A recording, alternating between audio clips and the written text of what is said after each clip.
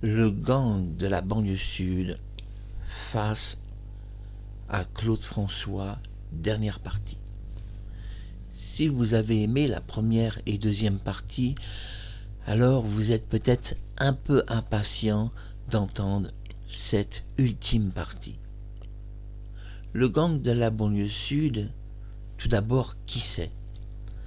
À Paris, comme à Marseille, comme à Lyon, comme à Toulon, c'est un gang qui a fait sa réputation à travers toute la France et qui un jour a décidé de s'en prendre à Claude François d'une façon un peu plus officielle que prévu. Il y aura, je précise, une suite de ces émissions, puisque j'ai expliqué que de temps en temps je présente un erratum. Ainsi, même si nous sommes dans la partie 3, il existera un erratum avec le portail criblé de balles que je réserve pour plus tard. Dans cette partie 3, nous allons aborder, c'est très important, la vie du garde du corps de Claude François, une bagarre qui a mal tourné pour lui, et puis aussi son assassinat par un gang. Beaucoup de gens ignorent que Jean-Marie Piton était le garde du corps personnel de Claude François et aussi un de ses meilleurs amis. Nous allons commencer cette émission en voyant évidemment une photographie, parce que une preuve vaut tous les mots et toutes les déclarations qu'on peut faire devant une caméra. Alors voici tout d'abord une preuve en photo. Claude François, Jean-Marie Piton, une grande amitié de plusieurs années. Jean-Marie Piton est mort quelques mois après Claude François. Et oui, il est décédé suite à une bagarre avec un gang. Je vais tout vous expliquer et surtout, vous comprenez que s'il apparaît dans cette partie, c'est que le gang en question a de grandes chances d'être le gang de la banlieue du Sud.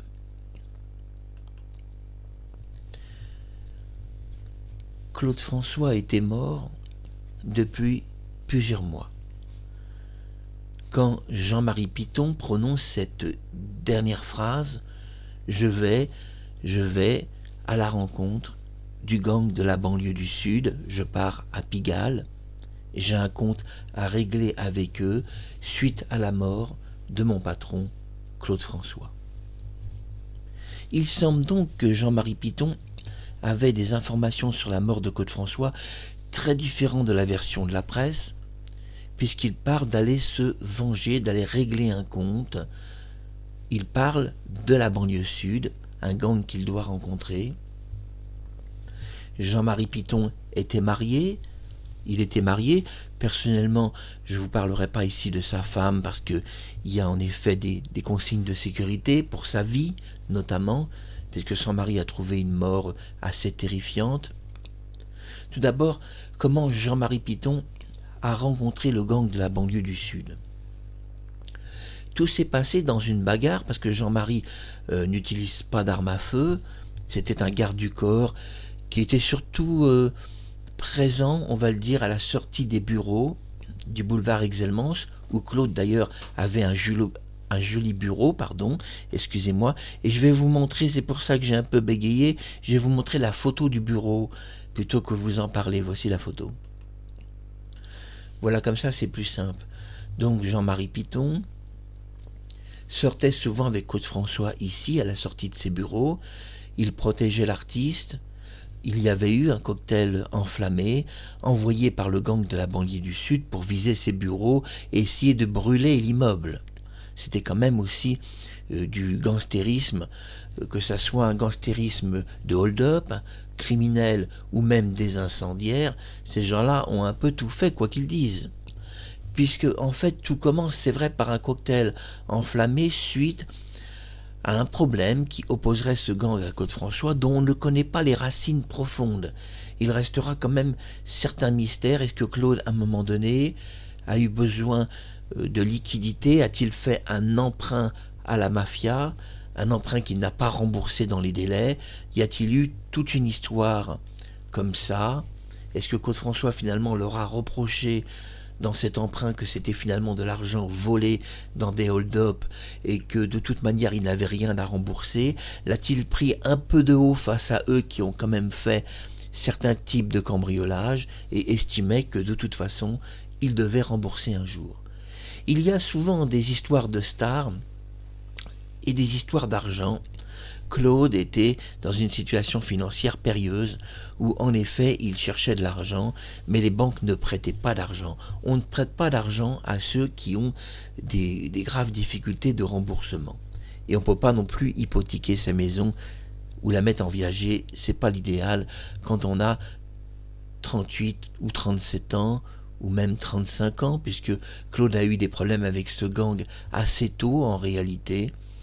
Et on doit remonter en fait à l'année peut-être même 1975 où les problèmes vont commencer, et c'est en 1978 que Claude trouve la mort.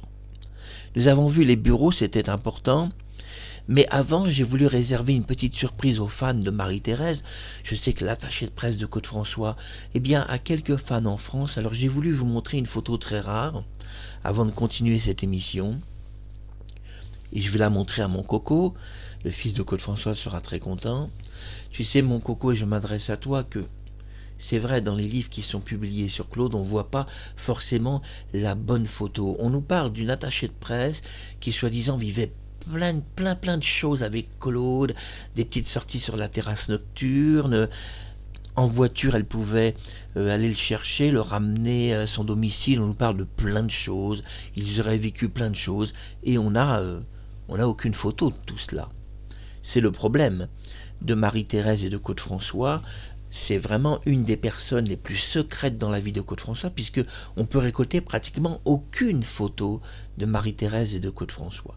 En fait, il en existe vraiment qu'une seule que j'ai réussi à obtenir, et ça a été la croix et la bannière pour obtenir cette photo. Mais il en existe quand même une de Côte-François et de Marie-Thérèse sans l'attaché de presse, donc une photo très inédite.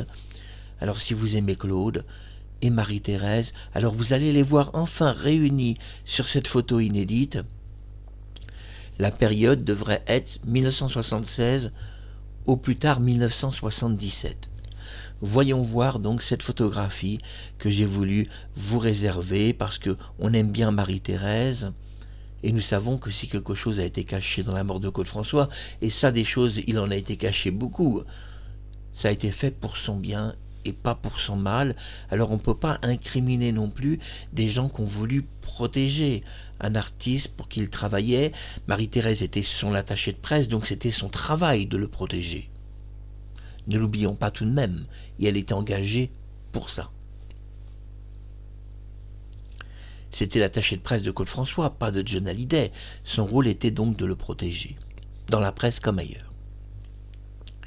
Photo inédite, Marie-Thérèse en compagnie de Claude François. Voilà la photo choc, la photo super inédite. Et croyez-moi, pour la trouver, cette photo, c'était pas évident. C'était pas évident, mais j'ai réussi quand même à obtenir cette photographie inédite où nous voyons Claude François. Nous pourrions tout de même être ou en 1976 ou 1977 au plus tard, mais nous sommes vraiment dans cette tranche. D'ailleurs, on voit qu'elle est un petit peu plus jeune que 1978. Vous voyez la belle Marie-Thérèse et Côte-François, super inédit. C'est vraiment la seule photo où on les voit de très près et ensemble. C'était important de montrer l'attaché de presse avec Claude François, puisqu'elle travaillait pour lui et s'occupait évidemment de lui, on va dire, de préparer en presse un cadrage parfait, une image parfaite, une icône, même on parle d'icône de Claude François. Et dans la mort, on peut dire qu'elle a été jusqu'à créer même une icône dans sa propre mort. Parce que nous avons vu toutes les contradictions de témoignages, et si on poussait à fond la mort de Claude François, on pourrait même se poser la question, s'il est mort, et s'il est mort, vraiment, a-t-il été assassiné, tout simplement, et par qui, et comment? Et surtout, Marie-Thérèse était-elle témoin d'un assassinat qu'elle a elle-même caché pour s'éviter d'être assassinée? Dans la mort de Claude François, on part évidemment sur la thèse d'un accident parce que Marie-Thérèse a conforté cette idée avec Kathleen, mais avec toutes les contradictions qu'il y a, une électrocution en 5 secondes des doigts carbonisés, des contradictions entre le Quai des Orfèvres et Marie-Thérèse, et même la version de Kathleen, et puis tout le reste, il y a plein de contradictions dans l'appartement, comme un premier témoin qui ne parle pas de Marie-Thérèse ou de Kathleen et qui téléphone à la sœur de Claude François pour expliquer un autre accident. Mais avant tout, le vrai problème, c'est une histoire de gang qui est liée à la mort de Claude François. Quoi qu'on pense, il y a un gang derrière toute cette histoire. Ce gang, c'est le gang de la banlieue du Sud. Michel Lapage, un des rescapés, un des survivants, a quand même perdu son fils Serge Lapage, 37 ans, mort de deux balles. On a parlé de coup de fusil même, de 2 balles, dans sa voiture alors qu'il se garait près de sa maison en Essonne. 2 impacts de balles, un règlement de compte professionnel puisque ils l'ont tué directement devant son domicile, donc ils connaissaient son adresse personnelle, et vous savez que les gangs protègent leur adresse. La justice ne dévoile pas les adresses, la police non plus, dans la presse il n'y a aucune information, donc c'est vraiment un crime très bien organisé. Mais je ne salue pas ceux qui ont fait ça à Michel Lapage, parce que je ne pense pas que le crime sur le crime est la réponse. Ça sera jamais la réponse. Claude était un homme un peu nerveux, c'est vrai, qui avait tendance sur scène à insulter parfois ses musiciens. Il se faisait un show à l'américaine. Il avait une idole, Frank Sinatra, un mafieux, mais un bon mafieux, Sinatra, et il voulait peut-être le copier jusqu'à un niveau qui lui était pas possible, pas permis. Frank Sinatra avait tout un gang derrière lui. Claude François était juste un admirateur de Franck, mais Claude n'avait pas de gang derrière lui, hormis quelques femmes pour le protéger, comme Marie-Thérèse et Kathleen. Non, Claude François n'a pas de garde du corps. Le 11 mars 1978, on est étonné de ne pas trouver Jean-Marie Piton devant sa porte, ou même à son enterrement,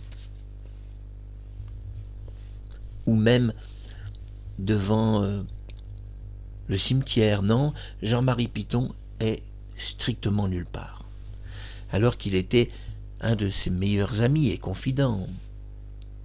Quelques mois après la mort de Claude François, Jean-Marie Piton prononcera cette phrase qu'il partait régler un compte avec ceux qui étaient responsables de la mort de Claude François. Pour lui, il ne faisait aucun doute dans son esprit qu'un gang avait tué Claude François, et il n'a jamais cru, Jean-Marie Piton, à la thèse d'un accident. Non, parce qu'il avait des confidences de Claude, parce que Claude s'était confié sur le problème. Ces confidences étaient très importantes. Jean-Marie Piton va déclencher une bagarre. Il sera à l'origine d'une bagarre avec un des membres du gang. Michel Lapage expliquera que lui, pour son côté, c'était juste des braquages, mais on sait que Émile Dieudonné et Pierre Dieudonné étaient 2 frères du grand banditisme et des criminels. C'est vrai que Michel Lapage s'est expliqué dans une très belle interview que lui, c'était pas un criminel. Il a surtout parlé pour lui. Mais on ne peut pas parler au nom des autres non plus. Quand tout de même, Jean-Marie Piton rencontre Pierre Dieudonné et Émile Dieudonné à Pigalle, le quartier de la mafia, le quartier de la drogue et de la prostitution à Paris. Quelques violentes paroles sont envolées en l'air, quelques cris. Il les accuse d'avoir assassiné son patron, Claude François, et lui ont-ils révélé que finalement tout ça c'était que la vérité. En tous les cas, il prend ses poings, lance un poing contre le visage, on pense que c'est Émile Dieudonné, ou une des personnes, et Jean-Marie Piton prend 16 balles dans le buffet. Il s'effondre, assassiné à Pigalle par le gang de la banlieue du Sud. Oui, ils l'ont assassiné et l'enquête va rester lettre morte. Les policiers diront que La mort de Jean-Marie Piton était liée à un gang, mais ne pourront pas identifier le gang de la banlieue du Sud. C'est un gang qui a souvent bénéficié de solides protections, même juridiques, parce qu'il y avait tout un système qui les protégeait. Le problème, c'est que s'ils étaient protégés, c'était lié à deux personnes dans le gang, Pierre Dieudonné et surtout Émile. C'est peut-être Émile le plus violent, le plus dangereux, le plus méchant. D'ailleurs, il mourra dans une évasion assez spectaculaire où tout le monde a pensé qu'il allait franchir un grillage de sécurité de police avec un hélicoptère. Suspendu, il était prêt de franchir le grillage. S'il avait franchi, il regagnait la liberté. Mais quelque chose, peut-être en haut, pourquoi pas Dieu, ne l'a pas permis. Il s'accroche les vêtements alors qu'il allait franchir ce grillage. Il est rattrapé par la solidité de ses vêtements, tombe, la tête en arrière, il est tué sur le coup. Dieudonné a raté cette évasion spectaculaire en hélicoptère après qu'un pilote a quand même été kidnappé. Et oui, il y a eu un kidnapping de pilote. Et le pilote, comme il s'écrase avec l'avion sans qu'il meure lui-même, a réussi à en faire toute la confidence et même à sauver sa vie parce qu'il n'est pas certain de toute façon qu'il l'aurait laissé en vie après la mort d'Émile. Sans doute que le pilote aurait regagné une partie de la base ou ailleurs, se serait déposé et qu'il l'aurait tué, pour qu'il n'y ait pas de témoin. Jean-Marie Piton est mort de 16 balles à Pigalle, assassiné par le gang de la banlieue du Sud. En tous les cas, on ne peut pas en être sûr. Vous me direz, non, on n'en sera jamais certain absolument, mais il est parti suite à un rendez-vous avec eux, et n'est jamais revenu. La suite sera dans la presse, le garde du corps de Côte-François est mort de 16 impacts de balles. C'était très important de parler de Jean-Marie Piton, que nous allons revoir en photo, ami de Claude François, et puis garde du corps, ça c'est Marie-Thérèse. J'ai voulu vous remontrer Marie-Thérèse parce que c'est une photo vraiment très rare. Regardez-la à nouveau. Et Jean-Marie Piton, le voilà. Voilà, beaucoup de gens ignorent que Jean-Marie Piton est mort. Il est mort quelques mois après Claude. Il tombe à Pigalle, 16 balles dans le buffet. Et la dernière phrase qu'il a prononcée, c'est qu'il avait un rendez-vous avec le gang de la banlieue du Sud qui était, selon lui, responsable directement de la mort de Claude François. Jean-Marie Piton pensait que ce gang avait assassiné Claude François et que tout ça avait été caché par la presse. Et effectivement, dans cette troisième partie, nous allons voir le problème est de la police et de la presse dans cette confrontation entre Claude François et ce gang. Tout d'abord, quand un journaliste viendra au Moulin le 25 juin 1977 rencontrer Claude, il le rencontre, mais ce journaliste essaye, c'est vrai, de minimiser la version Claude François. Déjà parce que ce journaliste qui travaille avec divers gangs et arrive à obtenir parfois même leur interview, connaît le gang de la banlieue du Sud. Ce gang, il le connaît bien. Et pour lui, c'est vrai que ce gang est pas criminel. D'ailleurs, Michel Lapage dirait la même chose. On n'était pas du tout des criminels. Mais nous savons tout de même à l'heure active qu'il y avait de nombreux crimes, surtout entre les mains de Pierre Dieudonné et de Émile Dieudonné. D'ailleurs, on ne dit pas que le jour où Claude François s'est fait tirer dessus, c'est Michel Lapage qui a tiré. C'est bien Pierre Dieudonné qui a tiré avec une arme à feu et identifié par Claude François, car Claude François expliquera à la police avoir parfaitement identifié un tireur qui avait une arme dans la main, et ce tireur, c'est Pierre Dieudonné.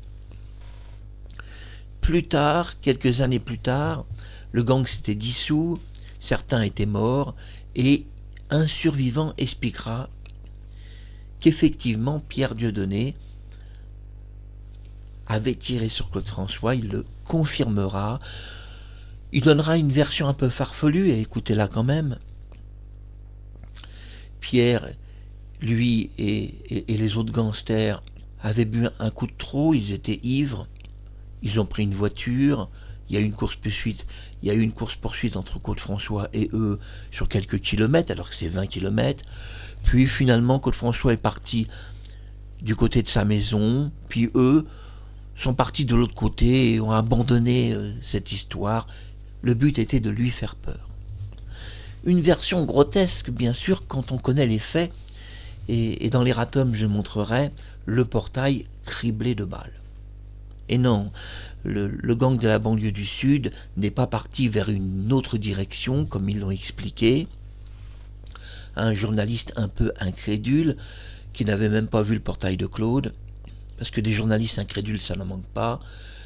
Et évidemment, cette version que Claude serait rentré tranquillement chez lui, bon, c'est farfelu, parce que non seulement ils ont tiré sur son portail, mais ils ont tiré aussi tout autour de sa maison. Et ça n'a pas été dit. Plus d'une centaine de munitions ont été utilisées. Et ça n'a pas été dit. Plus d'une centaine de munitions ont été utilisées. Immédiatement, la presse essaye de dévaloriser la version Claude François, et même, on peut le dire, de le prendre tout simplement pour un con. C'était pas rare que les journalistes prenaient Claude François pour un con, et que tout ce qu'il pouvait dire, personne ne le croyait jamais. On essayait toujours de minimiser tout ce qu'il disait.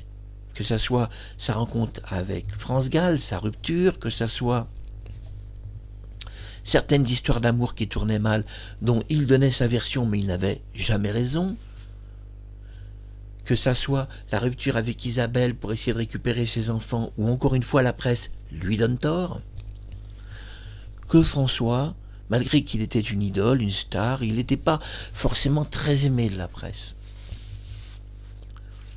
Le 25 juin, un journaliste se présente, Claude est dans une chemise avec un t-shirt de sport. Ce journaliste commence à raconter plusieurs années une histoire à dormir debout, mais qui est jolie à entendre, mais comme souvent assez ridicule. Il explique qu'il s'est présenté ce jour-là et que Claude François en rajoute. Il n'y a pas 19 ou 21 impacts de balles, comme Claude le prétend, il y a 7 impacts de balles maximum. Et la police va aussi minimiser la version de Claude François. Les policiers, eux, vont ajouter 2 balles de plus et expliqueront qu'il y avait 9 impacts dans sa voiture. Claude François est pris pour un marginal.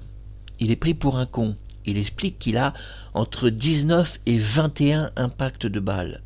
Mais le journaliste n'est pas d'accord. Non, il n'y en a que 7 selon lui. Et la police, 9, et ajouteront quand même qu'il y avait des tirs en dessous, et admettent qu'il y en avait finalement 11. Soit quand même un peu plus que les journalistes.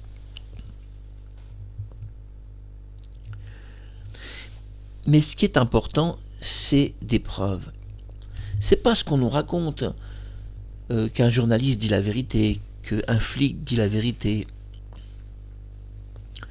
que Claude François dit la vérité. C'est pas ce qui est important au regard des faits réels, c'est les preuves. Et ces émissions sont constituées sur des preuves véridiques, vérifiées, contrôlées. J'ai voulu une émission sans rumeur. Et les prochaines émissions auront la même qualité, parce que je sais que YouTube demande cela, des faits et des preuves. Alors nous avons fait une reconstitution, et cette reconstitution a été faite, mais c'est secret, je ne peux pas donner de nom, ça c'est normal, avec un membre de la police française. Voici une reconstitution à partir des photographies, et nous allons compter ensemble les impacts de balles que sur l'arrière de la voiture. Je parle bien que sur l'arrière de la voiture. On ne vous parle même pas des impacts devant, puisque la voiture a roulé sur 20 km, a tiré à l'arrière, puis est passée à l'avant et a aussi créé de nouveaux impacts, qui ne sont pas des impacts qui viendraient de l'arrière et qui auraient traversé. Il y a eu dans cette agression contre Claude François des impacts sur l'arrière, puisque les voitures se sont doublées, des impacts sur l'avant, et puis on a des témoins, on a Sylvie Mathurin qui aurait été présente, Kathleen, des personnes étaient présents, Marmaduke ou quelque chose comme ça, des personnes étaient présentes dans la voiture et sont témoins qu'il y a eu des attaques à l'arrière comme à l'avant. Et nous allons voir ça ensemble. Et voici cette reconstitution. On va compter ensemble les impacts. D'ailleurs, j'ai déjà marqué en texte le nombre d'impacts, mais nous allons quand même les compter. Et je vais couper ma caméra. Regardez cette reconstitution faite par un policier français. Nous avons compté les impacts de balles à l'arrière de la voiture de Claude-François et apporté par 2 photographies des preuves irréfutables. Irréfutables, rien ne vaut la preuve bien sûr en photo. Une des photos provient de INA et l'autre des archives personnelles de Claude-François. Nous allons compter donc sur la première photo, celle de gauche, le nombre d'impacts. Nous allons compter ces impacts à partir du haut et de la gauche. 1, 2, 3, il y a un espace, 4, 5, 6, ça redescend, 7, le 7e impact se trouve en bas donc du pare-brise de Claude-François sur l'arrière de sa voiture, 7 donc, puis on va un peu sur le côté gauche, 8, 9, 10, 11. Nous comptons 11 impacts de balles. Mais on ne doit pas oublier que la voiture aussi possède des impacts sur le côté droite, et nous pouvons voir ça sur la photo INA, et aussi des impacts en dessous, du côté carrosserie. Sur le côté droite de la voiture, mais toujours à l'arrière, nous notons 2 ou 3 impacts, ça n'a pas pu être bien identifié, mais il y a une série d'impacts, regardez bien sur le côté droite de la carrosserie tout en haut, on voit toute une série d'impacts. Il pourrait y en avoir 3, 4, peut-être plus. C'est pas possible d'identifier le nombre, alors on a compté par sécurité un seul. Mais on voit que la zone est large et qu'il n'y a pas un impact de balle, mais au moins 3. Mais on en a compté un parce que la photo n'était pas d'excellente qualité. Puis un impact près du feu de signalisation, puis un impact dans le feu de signalisation, plus un impact dans le pare-choc et un impact au-dessus de la plaque d'immatriculation de sa voiture qui est 327 BGX 75.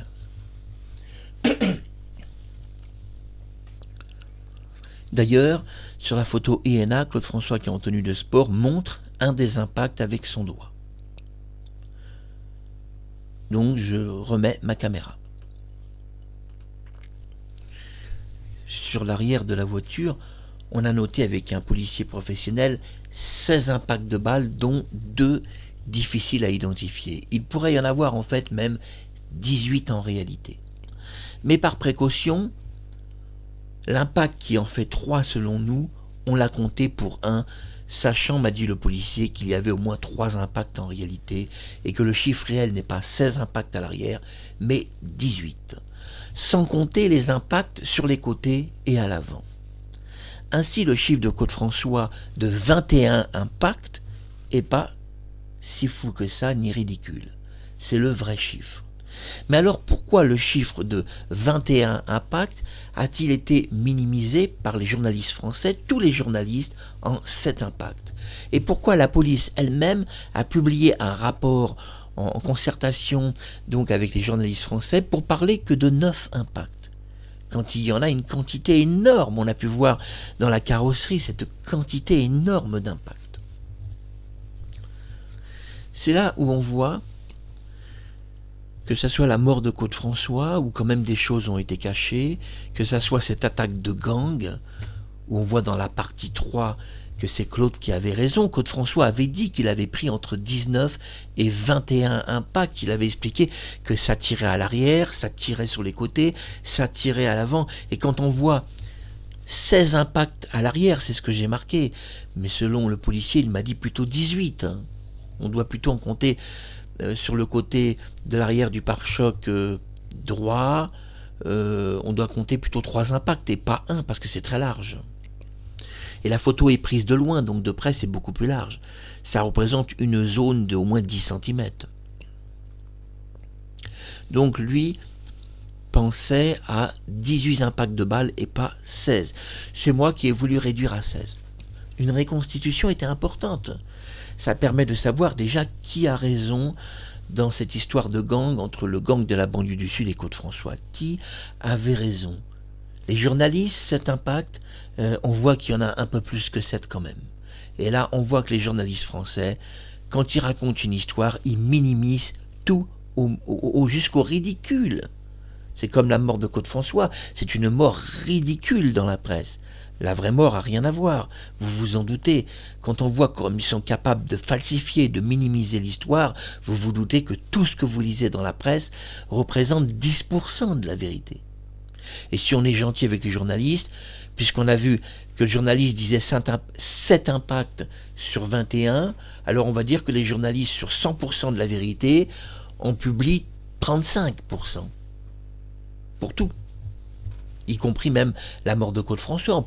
On peut donc dire que le 11 mars 1978, on a de la vérité sur sa mort que 35% dans la presse. Et que tout le reste est bidon.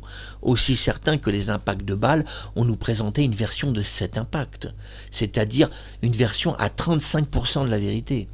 Et qu'on a vu ce que ça donne quand c'est à 100% de la vérité. C'est important de montrer que les journalistes minimisent une histoire et prennent quand même les gens, c'est-à-dire le public, c'est-à-dire vous. On vous prend pour des cons. Je parle de vous, c'est vous le public.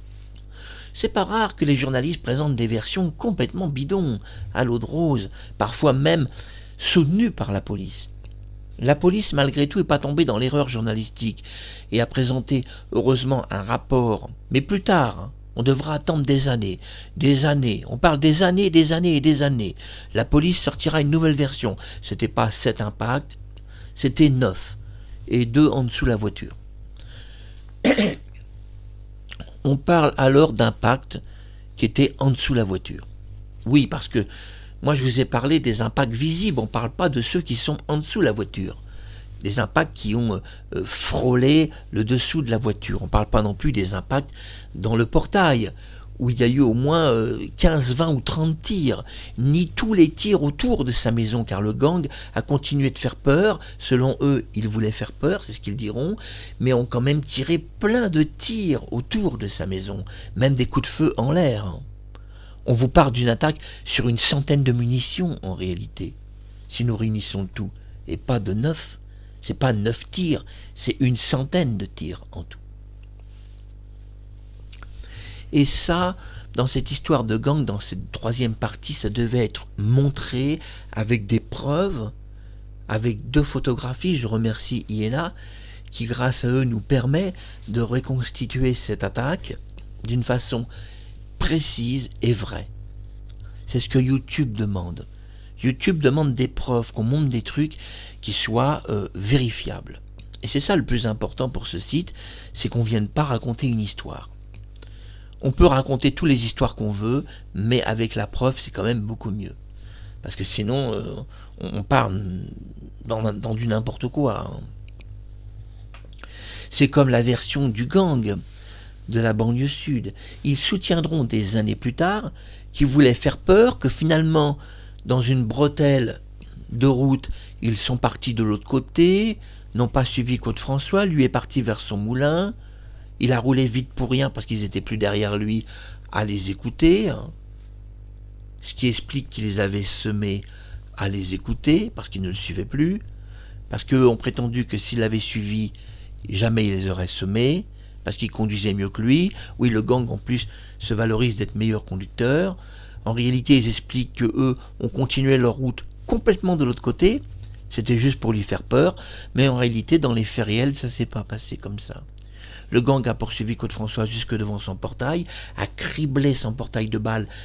Je vous invite à voir l'erratum, c'est-à-dire une partie finale qui sera l'erratum, mais qui ne sera pas une vraie partie, mais un complément d'information. Car je fais de plus en plus des émissions qui s'appellent l'erratum, où j'apporte des compléments supplémentaires.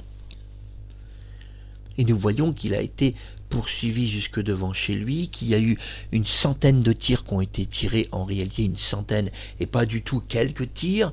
Sur la voiture, nous voyons que Claude, sur la voiture, il y a déjà 21 impacts en tout selon lui, mais on en note quand même 16 à 18 rien qu'à l'arrière, sans compter les tirs en dessous que la police a identifiés de 2 impacts ou 3. Donc, si on comptait 18 impacts, comme le policier a dit, qu'on rajoute 3, ça fait 21 impacts, exactement le chiffre de Côte-François. Et si on compte que la vitre avant a été percée par une suite du tir de la vitre arrière, alors on ne peut pas compter la vitre avant. C'est pour ça que j'ai montré au public, c'est-à-dire devant vous, que les photos arrière. Parce que si j'avais montré des photos avant, on me dirait « Marc Harriman, tu nous montres des photos en avant de la voiture, ce sont des impacts qui ont traversé la voiture. » Pour pas qu'on m'accuse de donner une fausse information, j'ai montré que des photos arrière de la voiture. Car je connais les gens. Je sais aussi leur mauvaise foi. Et pour pas être piégé moi-même en publiant l'intégralité de la voiture, parce que j'avais toutes les photos, je me suis dit je publie que l'arrière, comme ça on ne peut pas contester cela. Le problème c'est que je fais les choses aussi avec sérieux et intelligence, sachant ce que j'ai en face de moi. Des parfaits cons et des crétins. Je ne parle pas de vous, je ne parle pas du public, je parle des analystes.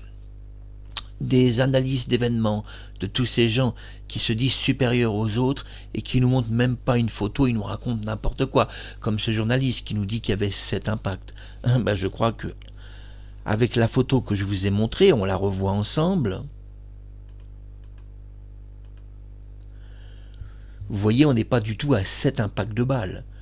Vous voyez le massacre quand même, Vous voyez, on est très très loin de cet impact et je vous montre que l'arrière de la voiture. Je vous montre pas, excusez-moi, je bégaye un peu, je ne vous montre pas, parlons français, le dessous de la voiture, ou même l'avant. Non, je ne suis pas rentré dans ce piège. J'ai montré que l'arrière. L'arrière en compte 16, mais selon un policier, il m'a dit 18. Car on doit compter sur l'arrière de la voiture, c'est-à-dire le coffre, qu'il y a au moins 3 impacts en réalité sur le coffre arrière du côté droite. 3 impacts tout à fait l'un à côté de l'autre. On y voit plus clair. Je vous montre maintenant une photo inédite de Côte-François. Regardez. Et oui, c'est une photo, je vais couper à nouveau ma caméra. C'est une photo le jour où il a montré à la police l'impact de balles. Claude a posé. Maintenant, on va voir la photo du journaliste. Pas celle du journaliste, c'est un peu compliqué. Les journalistes ont fait un document filmé, mais il y a eu une photographie qui a été faite par l'agence de Côte-François, et cette photo est inédite. Kathleen et Claude portent d'autres vêtements. Oui, parce que Claude changeait de vêtements, et cette histoire a duré pratiquement plusieurs jours. Mais déjà 2 jours où il a reçu police, journalistes, etc. Donc évidemment, en 2-3 jours, il changeait ses vêtements. Donc voici la photo inédite que vous ne connaissez pas, où Claude avait écrit « Je n'ai pas dormi de la nuit ». Là, nous voyons donc qu'il porte une chemise, un jean. On voit que Kathleen est habillée tout à fait autrement. Il remontre l'impact. Pourquoi il montre cet impact avec insistance? Parce que c'est l'impact qui est passé juste à côté de sa tête. Il explique qu'au moment où il regardait à l'arrière, cette balle aurait dû le toucher et il a dévié sa tête comme par un miracle sur le côté, et au moment où il a dévié sa tête, la balle l'a frôlé et a tiré dans le pare-brise. Donc il explique, donc cette balle provient de l'arrière, on doit le préciser, et elle a traversé toute la voiture. Et donc il précise que effectivement il a échappé de peu à la mort. D'ailleurs on peut voir sur le pare-brise, je ne sais pas si vous voyez qu'il y a au moins 2 impacts de balles, pas sur le pare-brise, sur la vitre conducteur, on voit 2 impacts que je n'avais pas vu, parce que je n'ai pas regardé cette photo, mais il y a au moins 2 impacts de balles, ça se voit, mais on ne peut pas vraiment le distinguer à cause du plan arrière, à base des feuillages qui, c'est vrai, empêchent l'identification correcte. Je vous ai dit, je ne suis pas parti dans une idée de regarder l'avant de la voiture. Je savais qu'il y avait des choses, mais je vous ai montré l'arrière, c'est bien suffisant. On voit quand même que Claude était un homme menacé et que quand même il n'était pas mythomane. C'est vrai que le gang, c'est qui? Voilà le gang. Pierre Dieudonné, un homme que je ne peux pas identifier à sa droite, son frère en dessous, regardez, à gauche, tout en dessous, en bas. Donc complètement à gauche sur la gauche, son frère qui est d'ailleurs un peu chauve, Émile Dieudonné, et à côté, la légende des casses français, le Borsalino français, Michel Lapage. Donc c'est ce gang qui a posé problème à Claude-François, c'est surtout Émile Dieudonné, d'ailleurs, qui a été jusqu'à le kidnapper, le frapper au visage, le lacérer à coups de couteau, vous avez vu la précédente émission, et même mettre un couteau sur un de ses yeux pour le menacer de le rendre aveugle.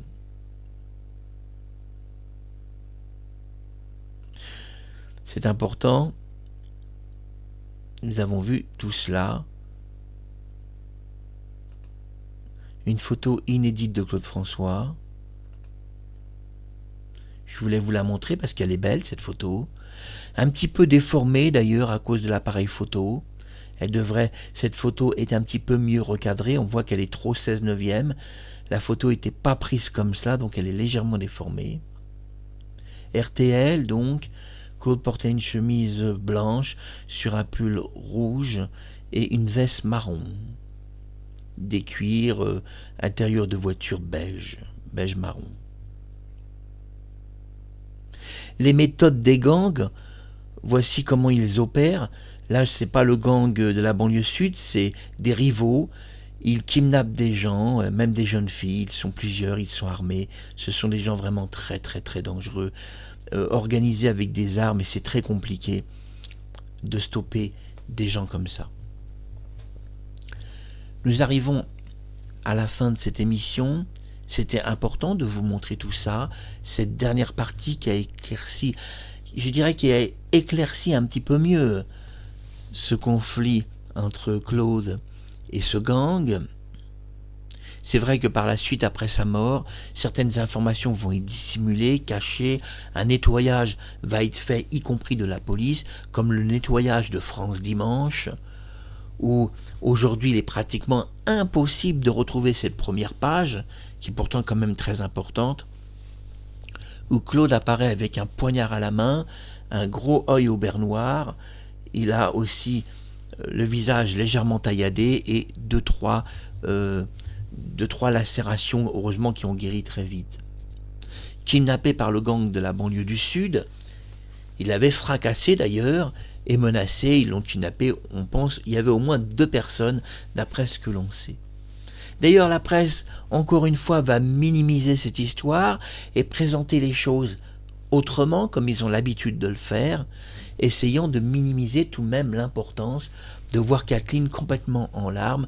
C'était la première fois qu'on voyait Kathleen en larmes, regardez la précédente émission, et elle avait exactement le comportement dans Samy Pavel. Quand elle est interrogée par Samy Pavel, le film documentaire, donc où elle est apparue en 1979, on lui pose des questions sur la mort de Claude-François, et on voit que pendant un long moment, elle ne répond pas, et qu'elle ne regarde pas la caméra. Elle nous répète souvent 2 fois la même chose. La lampe, il a touché la lampe 2 fois. Il a couru 2 fois vers Marie-Thérèse. Nous avons vu avec Marie-Thérèse toutes les contradictions de témoignages, tout ce qui ne va pas. On voit dans ce film, et on n'a pas poussé la question assez loin. Moi, j'aurais été Samy Pavel, j'aurais dit on ne va pas parler de la mort de Claude-François, on va parler de l'agression qui est survenue avant, où vous étiez en larmes, comme vous l'êtes maintenant. Claude avait un œil au beurre noir, des lacérations sur le visage à coups de couteau à cause du gang de la banlieue sud, puisque c'était la suite. Et d'ailleurs, l'article ne se trompera pas. Le rebondissement sur l'attentat c'était le gang de la banlieue du sud, et ce rebondissement... alors c'est-à-dire que le gang, pour que les gens comprennent, avait agressé plusieurs fois Claude-François.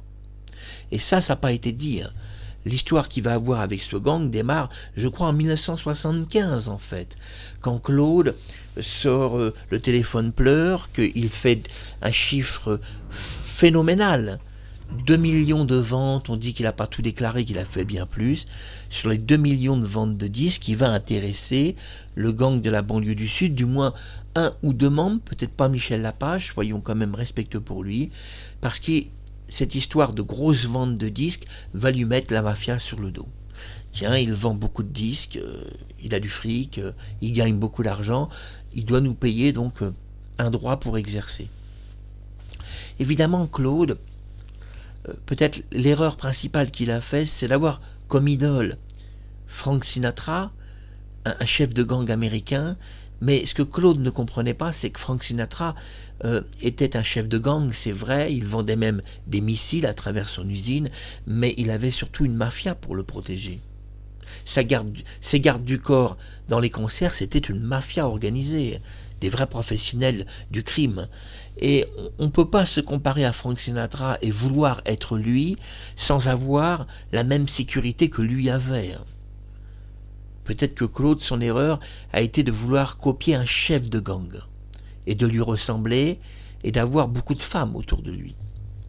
Finalement, le jour de sa mort, on sera étonné, il meurt mystérieusement, entouré de 2 femmes, pas un seul garde du corps, on ne sait pas où est Jean-Marie Piton, où sont les gardes du corps de Claude-François, pourquoi une superstar comme ça n'a pas un garde du corps devant sa porte ou en bas de l'immeuble, ou même dans sa voiture pour l'accompagner quand il sort. Non, il n'a pas de garde du corps qui l'accompagne, il sort comme ça dans la rue, est une cible facile à prendre, on peut le tuer comme on veut, parfois il est sur sa terrasse, donc d'hélicoptère, on peut avec un fusil à lunettes l'abattre, d'hélicoptère, un hélicoptère qui survole sa terrasse peut l'abattre à 800 mètres. Parce qu'attention, ces gangs sont aussi des tireurs d'élite. S'ils voient Claude sur une terrasse, un hélicoptère survole la terrasse, à 7 ou 800 mètres, ils arrivent à le descendre. Et ça, vous voyez, Claude n'avait pas compris. Quand il avait vu au Moulin d'un mois ce film d'Al Pacino sur les gangsters, c'était Scarface, il dira qu'il avait adoré ce film, et il fera cette remarque que comme le héros Al Pacino, il mourrait de la même manière. Il avait dit qu'il monterait très très haut et qu'exactement comme ce personnage, ce gangster, il mourrait de la même manière. Donc, est-ce à dire qu'il a voulu envoyer un message que finalement il était un peu chef de gang lui-même? C'est pour ça qu'il aimait tant ce film, et qu'en tant que chef de gang, il mourrait comme tous les chefs de gang meurent un jour, abattus ou par des rivaux ou par son propre gang. Oui, parce qu'il n'a pas été vraiment déterminé si Claude, à un moment donné, est devenu un chef de gang lui-même. Après tout, Frank Sinatra était un chef de gang, son idole. Est-ce que Claude avait construit à l'arrière-plan de sa vie un gang qui devait le protéger, s'occuper de lui, puis quand il y a eu des manques de finances, puisqu'en 1977, ces musiciens étaient plus du tout payés depuis le mois de novembre, est-ce que son gang, les gens dont il donnait des financements et de l'argent, lui a reproché finalement de ne plus payer et l'ont abattu tout simplement? Oui, il pourrait avoir été assassiné par un gang, et ça, vous voyez, si c'est arrivé, évidemment, ça a été caché de tout le monde. Tout le monde est parti dans une idée que Claude-François était mort électrocuté. On peut aussi partir dans l'idée que c'est tout simplement une exécution d'un gang, un homme facile à abattre. On peut l'abattre avec un fusil à lunettes à partir d'un hélicoptère sur sa terrasse, une cible très facile. On peut même tirer plusieurs fois avant qu'il ait le temps de gagner son escalier. Donc un professionnel avec 1 ou 2 tirs est sûr de l'avoir, vu la grande terrasse. Facile à abattre dans une voiture, on sait que quand il y a des règlements de compte, on abat toujours les gens dans leur voiture. Parce que ça, vous avez dû remarquer, je pense que vous n'avez peut-être pas remarqué, que Claude a été attaqué sur sa voiture, et que Serge Lapage, le fils de Michel, a été tué dans sa voiture. Les gangsters, quand ils veulent abattre quelqu'un, ils le tuent dans sa voiture, parce que dans sa voiture, il ne peut pas sortir, il n'a pas le temps de sortir. Et en Italie, les règlements de compte avaient lieu comme ça, même contre un préfet qui a été assassiné dans sa voiture, il n'a même pas eu le temps de sortir. Des motos arrivent, bloquent la voiture, lui ne comprend pas pourquoi ces motos le bloquent, une personne donc sort de ses motos, marche, ou enlève son casque pour montrer qui c'est. Si par exemple un policier a fait des enquêtes sur eux, avant de les tuer, ils veulent montrer qui ils sont pour qu'ils comprennent ce qui lui arrive, ou bien quand c'est des crimes organisés, commandités, ils ne montrent pas leur visage. Un préfet comme ça avait été assassiné en Italie, bloqué par des voitures, puis des motos sont arrivées et l'ont tué, lui et une de ses amies. C'est une méthode simple, on encercle une voiture, on la bloque et on tue les gens. Ils n'ont même pas le temps de sortir de leur voiture, ça va trop vite. C'est pour ça qu'aujourd'hui on fait des voitures par balle et des téléphones de signalisation express pour que la police et la sécurité puissent intervenir très très vite. Et dans une voiture par balle, si un gang vous attaque, votre voiture peut résister environ 10 à 15 minutes, face même à des tirs répétés. Donc ça laisse le temps à la police de venir. Ce sont des voitures qui sont étudiées, les voitures par balle, pour tenir à peu près 15 minutes d'assaut. Mais attention, 15 minutes, si l'assaut est continu, si les mecs ont des balles vraiment puissantes, ils traversent. Et si la police n'est pas là en 15 minutes, même dans une voiture par balle, vous êtes tué. Ah oui, on peut traverser des vides par balle. C'est long. C'est long, même avec des armes professionnelles, c'est long, mais ça se traverse. Tout se traverse. À la force de taper dedans, on traverse. C'était Mark Harriman. Claude était-il aussi, lui aussi, secrètement un chef de gang, pour avoir tant apprécié Scarface de Al Pacino, d'ailleurs un film que j'ai chez moi, puisque j'ai une salle de cinéma, un film que j'ai vu dans ma salle de cinéma. J'ai ce film. Oui, c'est vrai que Scarface est un extraordinaire film avec Al Pacino, même peut-être encore aujourd'hui le meilleur. Film de 1977 que Claude François a vu au Moulin. Dans son moulin, il a été un peu traumatisé, et il fera cette phrase que, comme ce héros, il montera très haut, et il mourra de la même manière, disait-il. Et il a dit qu'il mourrait de la même manière. Cela veut dire criblé de balles, puisqu'il a dit qu'il mourrait exactement comme ça. Donc, criblé de balles, donc il y a bien une histoire, quand même, où Claude François connaissait des gangs, et même cette phrase n'est pas anodin dans sa bouche, quand il déclare peu de temps avant sa mort qu'il vit dans un endroit rempli de gangsters, dit-il. Mais ça, il ne peut pas le savoir. Parce que c'est très secret, même la police ne divulguait aucune adresse de ces gangsters. Donc il ne pouvait pas le savoir qu'il y avait des gangsters dans le coin, et qu'habitaient pas loin de chez lui, à moins de les connaître évidemment lui-même. À bientôt sur YouTube.